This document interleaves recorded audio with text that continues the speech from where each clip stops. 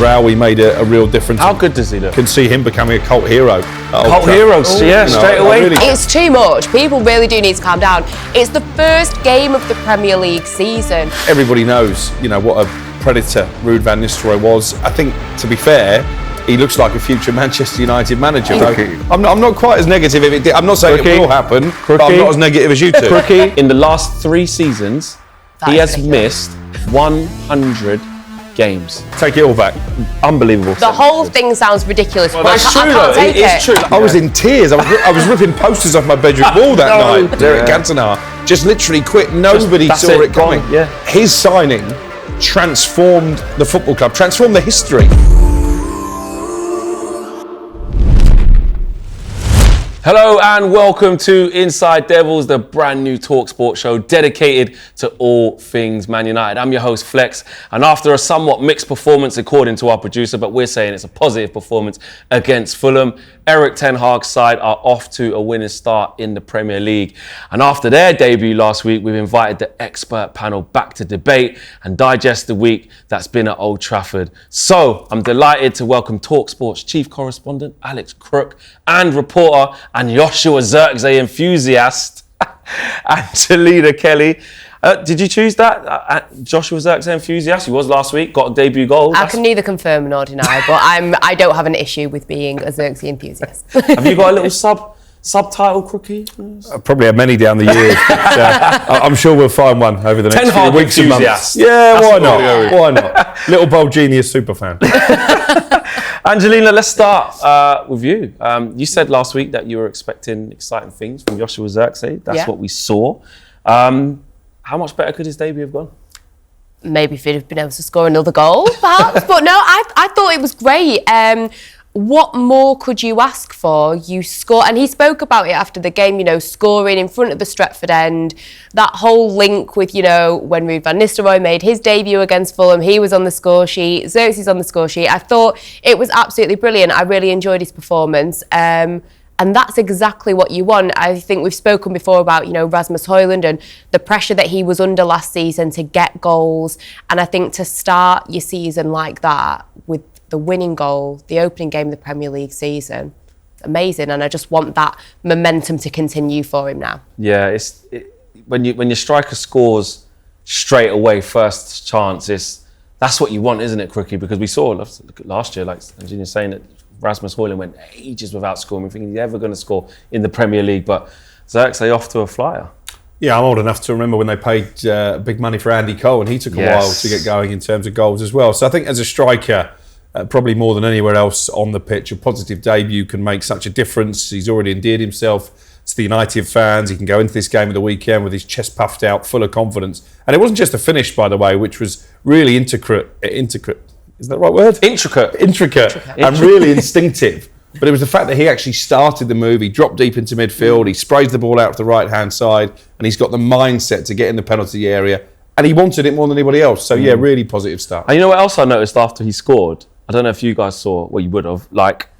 There was this sort of new confidence about him where he came into midfield just off the 9 position, had a couple of touches to calm the ball down, little layoffs. He could have got excited and tried to play a through ball to Rashford, but he thought, no, I'm just going to keep the ball, and just made some sensible decisions. Because actually, the first 15 minutes he was on, I was like, he touched the ball. He's probably thinking, well, this is busy, this is quick, I can't get a touch, we don't really have the ball. But as soon as he was brought into play, it wasn't like he was overexcited and snatching opportunity. It's like, no, just play the right pass, which is the correct pass to Casemiro, get myself in the box, and not be overstimulated by the occasion. Yeah, no, I think I agree with that. I thought it was good to see. You don't want to see people kind of getting too ahead of themselves and taking it in their stride and everything. So yeah, no, I thought it was brilliant. Crookie, after a difficult campaign last year, obviously we were shocking, mate. We were terrible. We know that. But how important was it for us to actually get off to a good start, regardless of the performance, which we'll talk a little bit about, but just to get a win? No, in some ways, I think the performance was more important than a win, because I was at Old Trafford on the first day of last season when we scraped past Wolves. Probably could have been 5 down. It should have given away a penalty in the last minute. And actually, even though we got the win, I came away from that game thinking, well, this is not quite what I expected to see, particularly after the previous season when there were big signs of progress under Erik ten Hag. So I think the fact that the performance for me was much improved. It wasn't perfect. There were still too many gaps in midfield. We probably still afforded Fulham too many chances.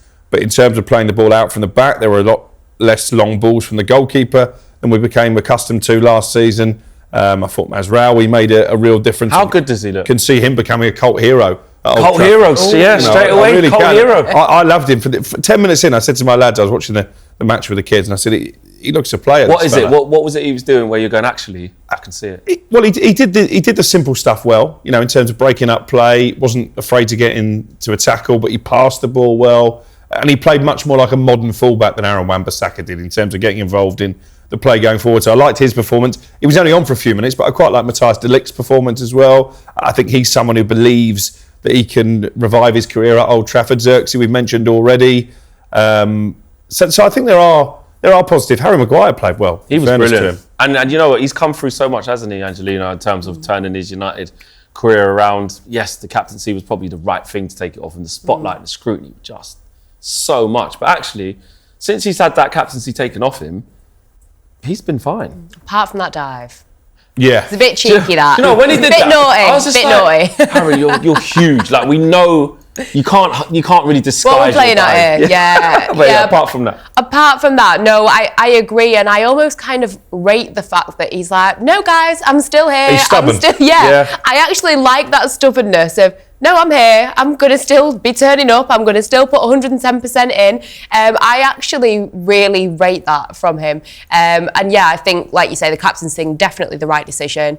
But overall, I think he's been, when he's been called upon, he stepped up to the plate, and that's all what more can you ask for from him at this point? Yeah, in terms of, shots on target, Manchester United had 5 to Fulham's 2. 56% possession, so more on the ball. That's what we want to see. Yeah. Not just a game of basketball where all of a sudden we're on the back foot at home, getting less percent possession. I still saw, I don't know how you guys saw it, and you guys watching as well, like this negative connotation again. Like I saw some people afterwards, oh, United were lucky. Oh, you're so fortunate. Hang on a minute. Last time I checked, Onana made one actual save from Kenny Tete. I think that ball he should have saved it. That was safe for the cameras, wasn't it? Safe for the cameras. Then there was one where it deflected off Kobe's shoulder, wasn't probably going to loop in, but had to make sure.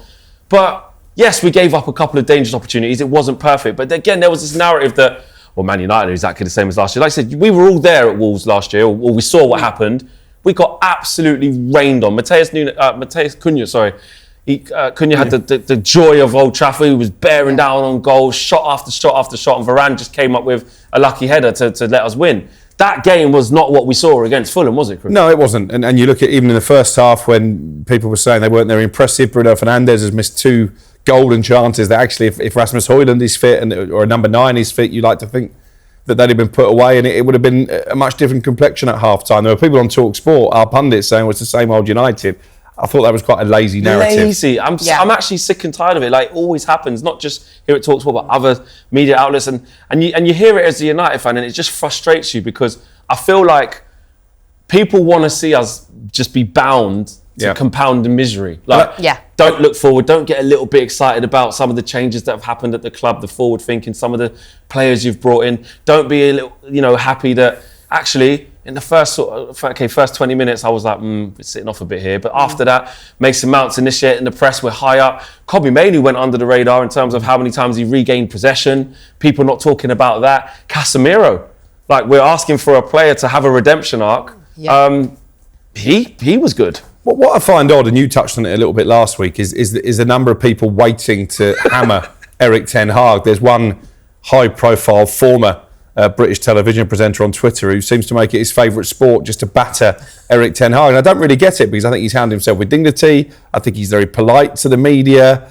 I think a lot of people appreciate that he's got a very difficult job in trying to revive this sleeping giant. So I don't understand the hate. But listen, it's the old slogan, isn't it? Hated, adored, never ignored. So maybe it's Manchester United's past success 100%. that people are still struggling to get over. I've had conversations with Gabby Agbonlahor. At least he admits it. He says, yeah, they almost ruined my career in terms of like, I couldn't get a look in. When I speak to Benty, same thing. He's like, yeah, well, we was beaten on the coach on the way up. And there is an element of like, people are enjoying it so much that Man United have been poor for so long. and they want to see it continue. Yeah. And they might criticise, as Angelina of saying, look at that club, no one's running it properly, there's no people who make the decisions. Now we've got people in there who are trying to make good decisions. They still are trying to batter us. People are always going to have a problem. Like the bitterness, like the hate, it's too much. People really do need to calm down. It's the first game of the Premier League season.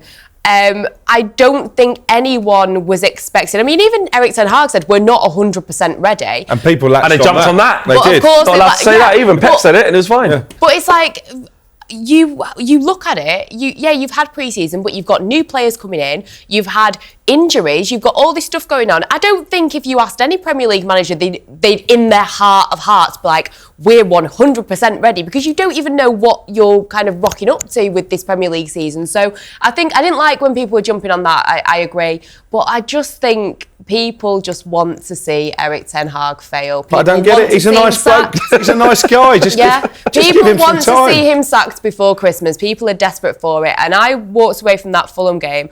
I actually thought at times it was, I would assume, for a neutral, it was quite entertaining. It was end-to-end football at periods. There were a few lulls, of course, but I was really happy with it. I think there were way more positives than negatives to take from it. There weren't as many occasions where, like last season, you sat with your head in your hands thinking, oh my God, what is going on? Stop. No, this is horrendous. And it wasn't that kind of, that feeling of dread watching it. There were actual periods where I enjoyed it. And I just think we've just got to focus on that and, stay in your own lanes, guys. Block out the noise. Yes. Block out the... I was at Arsenal on Saturday, and they beaten Wolves reasonably comfortably, but actually the performance wasn't much different. And Wolves had two massive opportunities to get back on level terms, but everybody said, "Oh, professional job from Arsenal, well done." Night before, similar performance, same old United. It is bizarre. We see Liverpool. Well, Liverpool lucky that Ipswich didn't take their chances, and they were on them. And Arne Slot said we weren't winning enough duels, and luckily Ipswich ran out of steam and the quality shone through. But again, nobody's really drawing parallels to that. But listen, like you said, hated, adored, never ignored.